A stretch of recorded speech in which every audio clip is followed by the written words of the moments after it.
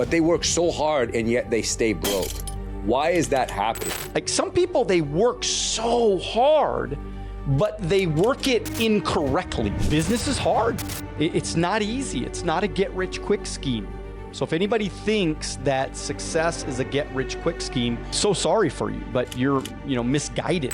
And the truth is, if you spend your whole life comparing and getting down and feeling sad, and man, it's such a waste of time. And so I think the difference with me is I learned how to control it early on, because I've been on social media since this sucker has started. We live in a world where there's so much comparison in social media, right? And everybody can sometimes feel that they're not good enough, especially when it comes to money, because social media shows you everything you're not. You're not wealthy enough, you're not pretty enough, you're not doing enough. Welcome back, guys, to the LFG Energy Podcast. We got a great guest for you today on this week's show. Now, most people think that building wealth is all about money, but it's actually not. Today, I'm joined by wealth advisor and money coach, Daniel Alonzo. And we're breaking down the mindset, the truths, and all the hard disciplines that are involved when it comes to building real wealth. We'll talk about his journey as an entrepreneur, some mistakes that he's made, and real truths and lessons for anyone looking to plan ahead for their financial future. Enjoy the show, guys.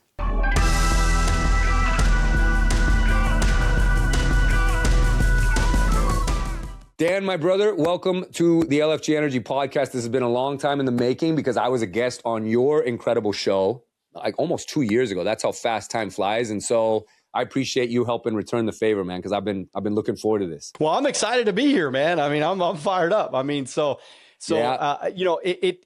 time does go fast, I think, because me and you, I know, are doers. That's why.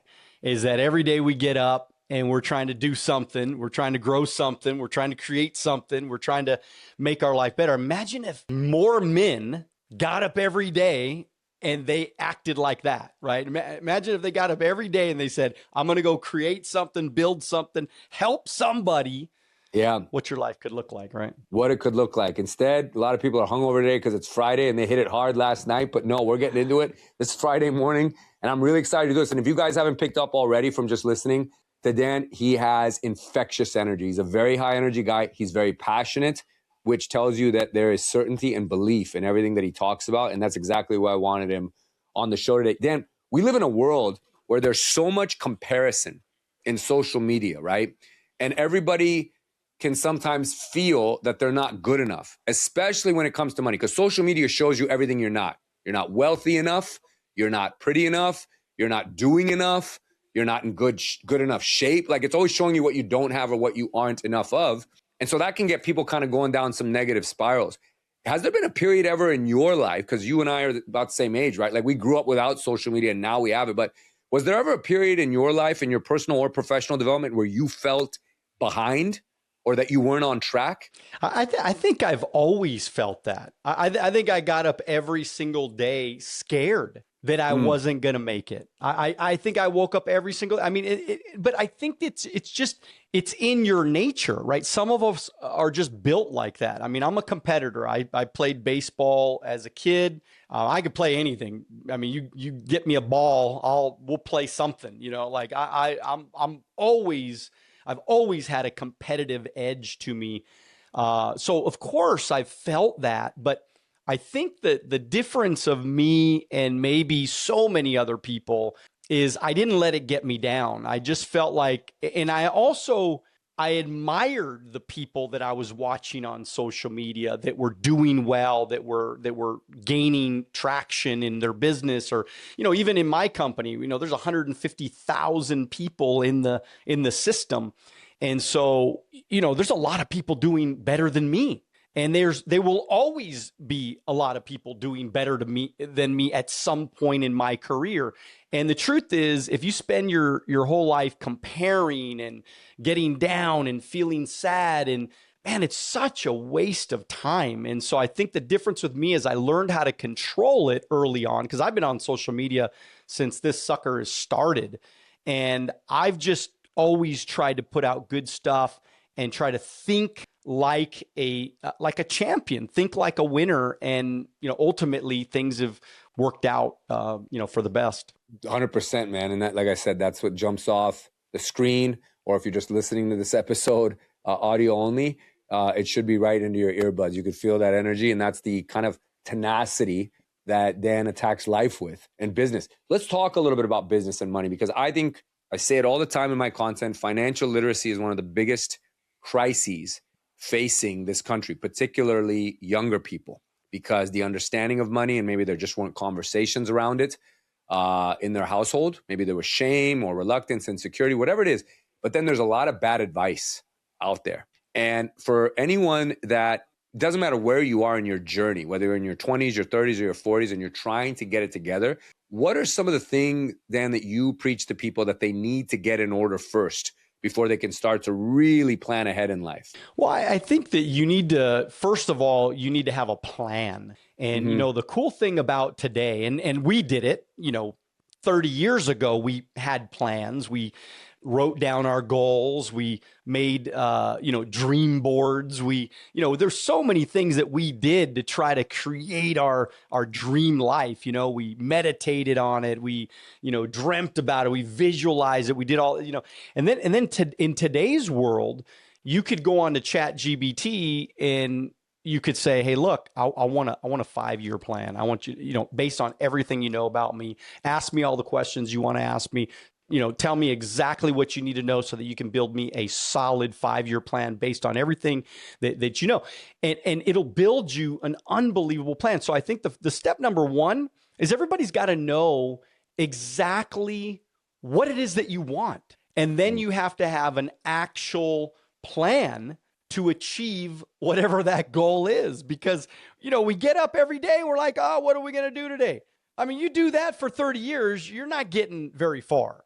I mean, you got to know what you're doing. I mean, I get up every, as I was building my business, I mean, I got up every single day. If I didn't have an appointment that night, all I focused on the entire day is making sure I was on an appointment every day. Yeah.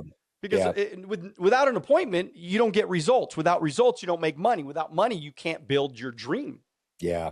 What do people completely misunderstand about building wealth, in your opinion? Well, I think they think that, they watch somebody on Instagram that says, oh, I'm making $100,000 a month. And they misunderstand that, first of all, that guy has probably been doing that for a long time, number one. Yeah.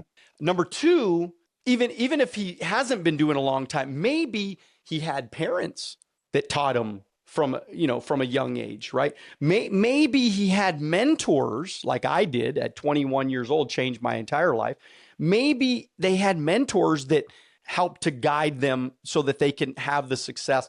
And then so what happens is that we think that by watching this guy, we're going to have the same success as that guy has, but we forget all the steps in between. So we misunderstand really how success works, how to get to the goal. We misunderstand it completely because we think it's just snap your fingers, you're there. Or if I follow this guy, I'm going to be rich like him. That's not true at all. So many steps in between. And we see a lot of people working really hard because there's hustle culture out there and it's real. And you're a big advocate for working hard, like so many of us, but they work so hard and yet they stay broke.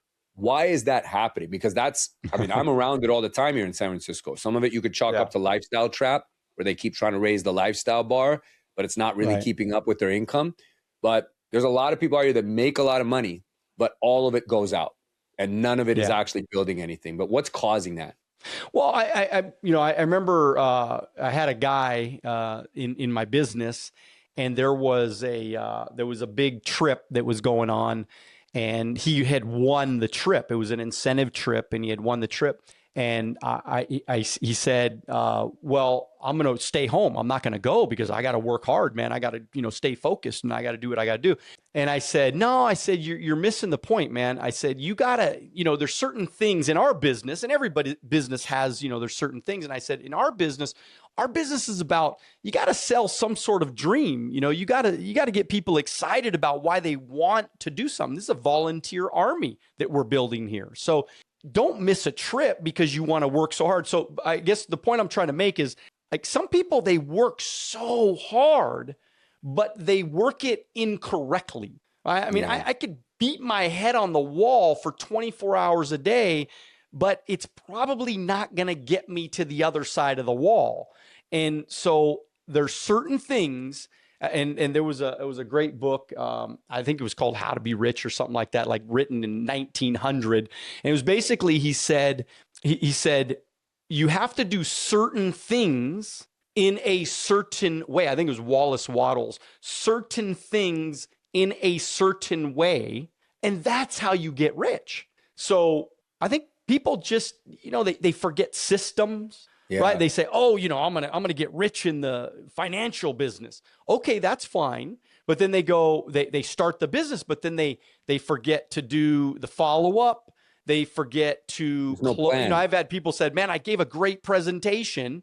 Right. And I'm like, did you close it? Well, I didn't close, but I gave a great No. But did you ask for the close? Did you actually try to close it? Well, I didn't this time, but next time, wait a minute. You can't close if you don't try to close. So there's certain things that people that are successful do in a certain way, and that's why they win. Yeah, that's huge. I want to pull on that a little more because you talked about something there really powerful. And most entrepreneurs miss this because we're so busy working hard and we're also trying to be sincere. And then people will be reluctant to ask for the business, right? So they'll do everything great up to that point and then just chalk it up. And I've been guilty of this from time to time because sometimes I'll hold back and not want to come across as insincere, whatever. Maybe I'll feel like asking for it is going to kind of diminish that great message I just have or that great presentation. But no one's going to do something unless they're prompted. Right? How important is it? Because a lot of our listeners are entrepreneurs and they're people that are working really hard in business, but they're not getting enough business. And I think that's always the missing component. Well, did you ask for it? What are you doing to actually get it? You did everything from A to like Y, but Z was missing, right? And how big has that been for you in your career? Because I know you don't have a problem asking for it because you know you're delivering things at such a high value. Yeah, one of my favorite books, Mark Victor Hansen and Jack Canfield, it's called Ask. And so I don't know if I've ever told you this story, but I was when I was about maybe 14 years old, I was a hoodlum kid, man. I was a bad kid, got in a lot of trouble, a lot of fights, horrible grades in school, staying out all night. I mean, just, whatever, doing hoodlum things, And so I was about 14 years old down in Newport Beach with a buddy of mine, and we would go out late at night and we would check cars to see if they were open. And then, we didn't steal the car, but we stole everything that we could find in the car, sunglasses and, sometimes a radio or whatever. But one night I actually found a boombox radio. I opened up this van and man, I was so excited because this was the 80s. So, yeah. And I was a break dancer, by the way. And so, man, I found a boombox radio and man, I grabbed it. I ran home and ran back to my friend's house. I didn't live in Newport Beach as a kid, but my buddy, just his mom actually had a house out there. Anyways, we get back. I open up the tape cassette of the boombox radio, and it was called Self-Esteem and Peak Performance by Jack Canfield. And he's the guy, these guys are the guys that wrote Chicken Soup for the Soul. If you guys are wondering. And so anyways, I listened to that tape probably 100 times. I still have the tape to this day. And that was 35 years ago. And I still have the boombox radio, believe it or not, in my garage. And the one thing that I remember like more than anything about that tape is when he said, and you guys should write this down. If you're taking notes, write this down because this is like so powerful, man. And he said, you got to do this one thing. He says, you got to ask. And I swear, if you were to play that video right now, I probably said the same amount of asks that he said in the audio cassette.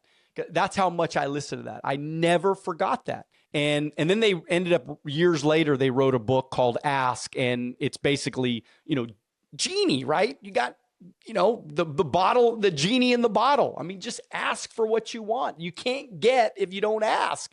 And so that changed my life because I was 21 years old.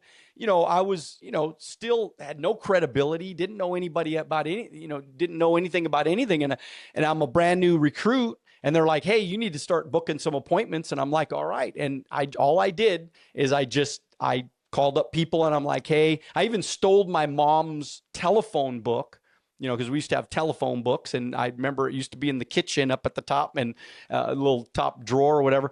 And I stole the phone book and I went through the phone book and I asked every single one of her friends in her phone book. I'm like, hey, my name's Daniel. I'm Carol's son. And, I'm actually getting trained right now. And I was wondering if I could have like 20 minutes of your life. Would you help me? And then boom, I had like 20 appointments in my training. We wrote all kinds of sales. I learned the business. I learned how to close. I learned the presentation through those 20 appointments. And the rest is history. I made $25 million in this business. I mean, unbelievable. Amazing economy and amazing, market to be able to do that in and just work hard. Incredible. What was that moment, as a young kid, 14, and you took the boombox, but it ended up having this gift in it for you. So while you were doing something, that was wrong and troublemaking, but there ended up being this gift. It was almost like it was kind of fate. But were there other moments like that where the switch kind of flipped for you that you can look back on that kind of got you going into the entrepreneurial pathway or helped you become so financially conscious, which we're going to get into here in just a second, because I look to you as one of those guys because you're always talking about money. You're very comfortable talking about it and not in a salesy, sleazy, or even belittling way. You're talking about it as empowering and freeing and to help people understand it. But going back, were there any other moments where the switch just kind of flipped for you or this was like a hard right or left turn for you? Yeah, I feel lucky. I mean, I feel like one of the luckiest people in the world because at a young age, at 21, when I went into business, so I wasn't perfect after I watched the tape. I was still a bad kid for several more years. And then I ended up getting recruited by a buddy. And I remember meeting these guys that were really, successful financially. And then I started looking at their lives and I started saying, wow, man, I mean, they give more to charity. They drive nice cars, they have nice houses. They're good to their wives. They have like great partnerships in business. And I started like getting very attractive because I didn't want to go to school. I didn't want to go to college. I never liked school, never liked that type of environment, Structure. Yep. And so, but I did like going to Saturday trainings, and I did like competing to get recognition and things like that. Like I just wanted to win, man. Like I didn't even care that much about the money in the beginning. I mean, even today, I love making money. I'd like to make, lots more. I mean, I'm okay making money, but like, I just want to do good. And that was the same way I felt at 21. I just wanted to make a difference in some way, somehow. If I make $1 billion, cool. If I don't, that's okay too. I want to have some fun. I want to enjoy life. I want to get freedom, choices, and options. So I think what clicked for me at a young age, and I went, man, I don't need college. I don't need to go to college. I watched all these guys that didn't have college degrees, that they were making millions of dollars. And I'm going, wait a minute. I don't, who taught me that I have to do this thing? I mean, my son made 30 grand last month. He's not a college graduate. He hadn't, as a matter of fact, I don't think he's done any college at all.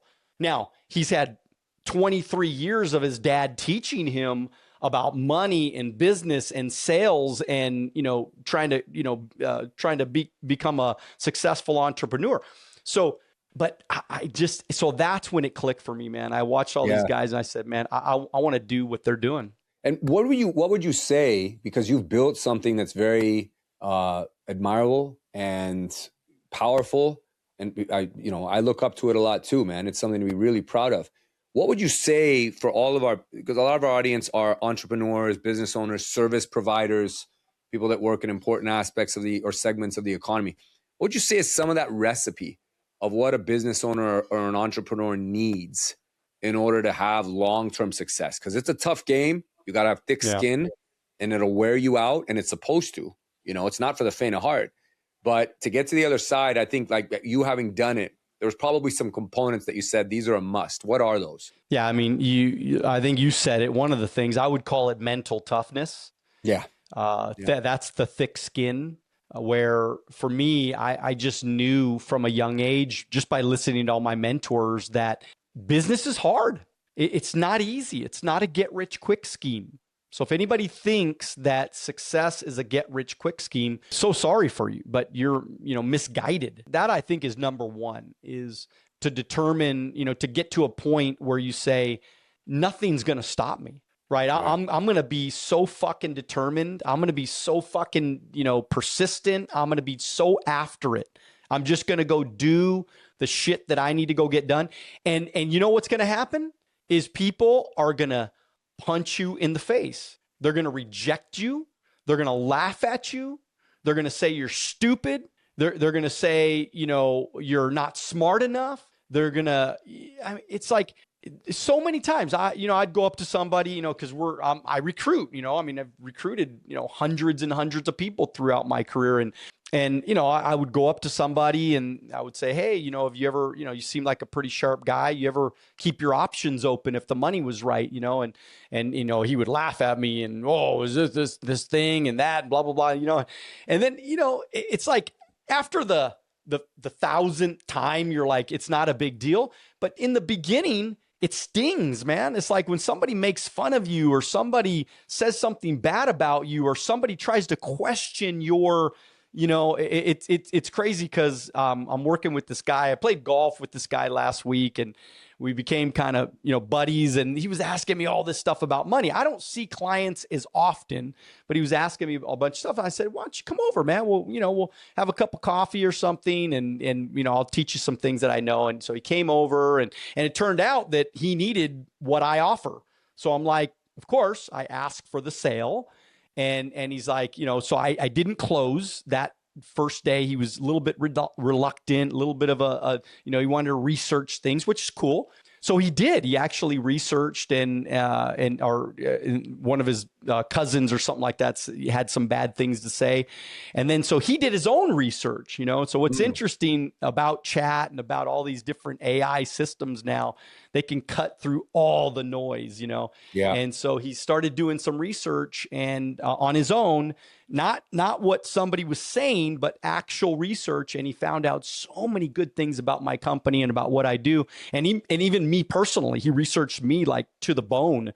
And he's like, yeah, I'm in, I want to do this. And so the point I'm trying to make, man, is that when you get mentally tough and you get resilient and you just know that you're right and what you're doing is good for people. I always told my mentors, look, as long as it's legal, ethical, and moral, I'm in. I'm all in. I want to do it. I want to change my life. And that's what I stood for 30 years. What do you say about whether you confirm it or you think it's kind of BS, that expression that as you're getting closer, the resistance gets harder? When I say closer, like to what the goal is, or you're about to clear a major hurdle, right? And this is where so many people quit. They're like so close and then they just stop or they give up or say, man, like I can't take any more of this, right? Because I think it was a great Alex Hormozy quote, like all of success is going to be determined by how much pain you're willing to withstand, right? Like how long you can tread water for and endure that pain and suffering and hardship. Because if you just endure it for long enough, you get over the other side and everybody else just kind of either stays or quits. Do you believe in that? And do you also feel that like that's something that you want everyone here to listening to that's building a business or a career, like that they need to adhere to as well? I mean, I worked almost full time. I mean, I had a job, kind of a part-time job. So I was working a part-time job and then working this every, hour every minute that I could, get aside. And for my first year, I made 15 grand my first year. Like that was it. That's all I made in this business. And I struggled, man. I mean, it was hard. I had no credibility. I didn't know anything. I never, built anything. I never led anything. I didn't, understand schedules and agendas and keeping my time. And so there was so many challenges, but that's how you learn. I tell people all the time, like, look, there are people that go to college for 10 years to be a doctor. How much money do they make going to college? Zero. So I made my 15 grand my first year was more than that doctor guy the guy trying to become a doctor, he made no money. Matter of fact, he was in the hole, Right. Just call it $100,000 that first year. Yeah. And so I kind of figured out that if I worked for 4 years and I made nothing in 4 years, I know this is crazy. Nobody would do this, but I knew that if I didn't make any money in 4 years, I would be the same as all my peers going to college for 4 years. And so I didn't care about the money. I just wanted to learn. I wanted to get better. Because I figured like, look, if I could master my craft, if I could be a total stud when it comes to closing, follow-up, getting leads, booking appointments, building relationships, leading a team, all these different, pieces of the business. I said, man, if I could become a black belt in the next 4 years at all of those areas, I don't give a shit what I make. I am going to dominate.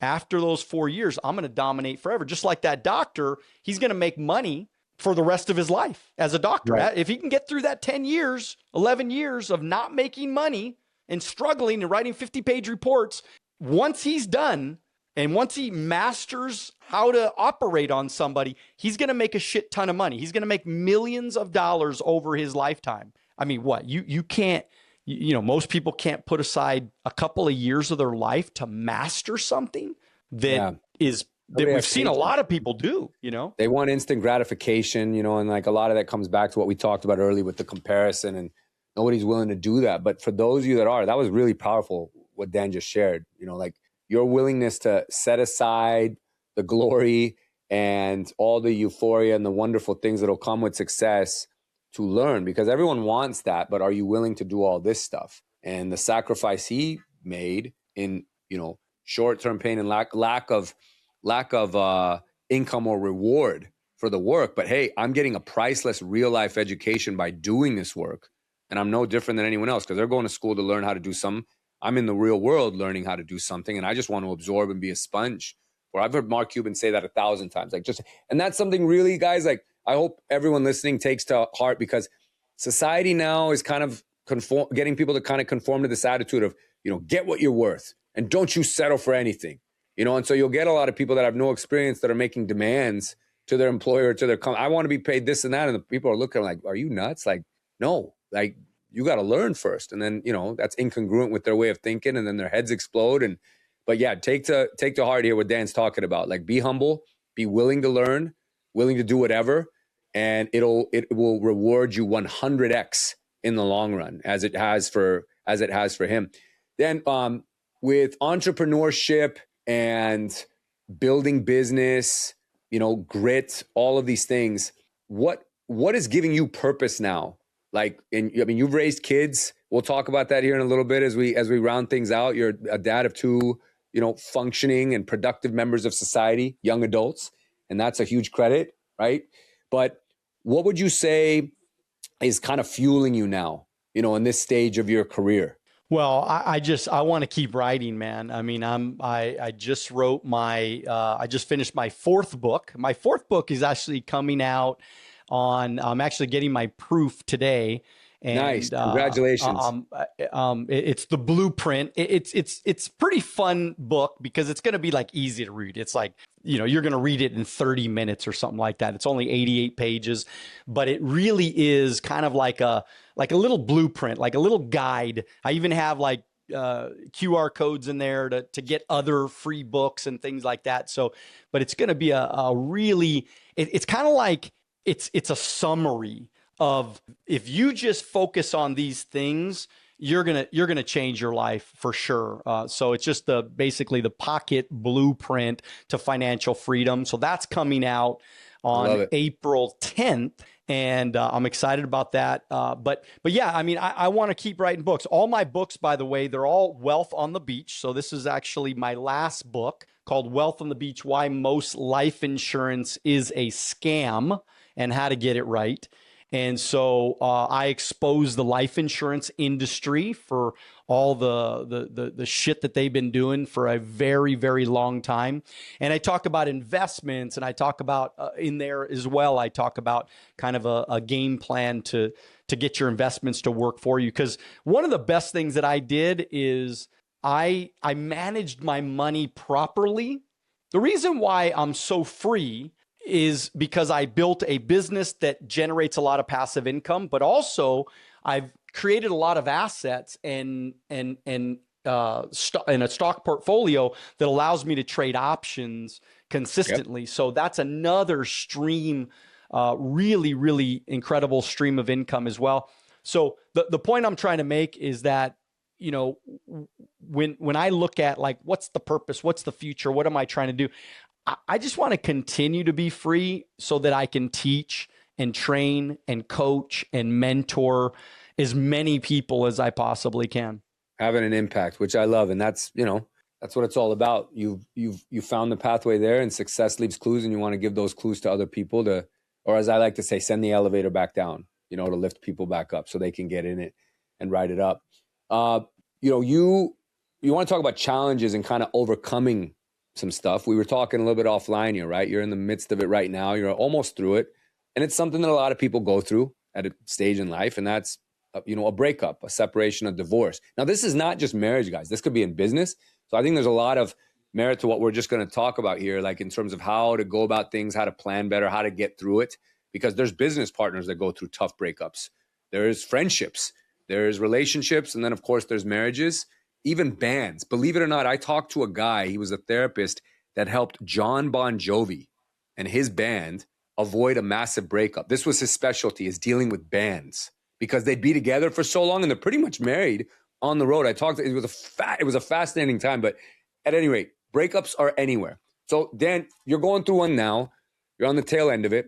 What advice or guidance do you have for people to plan for things a little bit better now, looking back as you're almost on the other side of it, or things you wish you could have done differently that could be helpful to someone listening?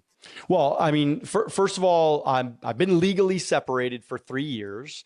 And so I am single at this point in my life. The reason why I mention that is because I don't want anybody to think that, you know, I'm still married and that, you know, that I'm kind of acting like I'm single, you know? So anyways, bottom line is that, you know, divorce is, I was with the same woman since I was 17 years old. I mean, this is a long, long time of my life. I mean, it's more than half of my life I was with this person. So, you know, we built an amazing business together. And she gets credit for that, by the way. And I mean, one thing about divorce, man, I never pulled any punches, man. I never wanted to hurt her financially.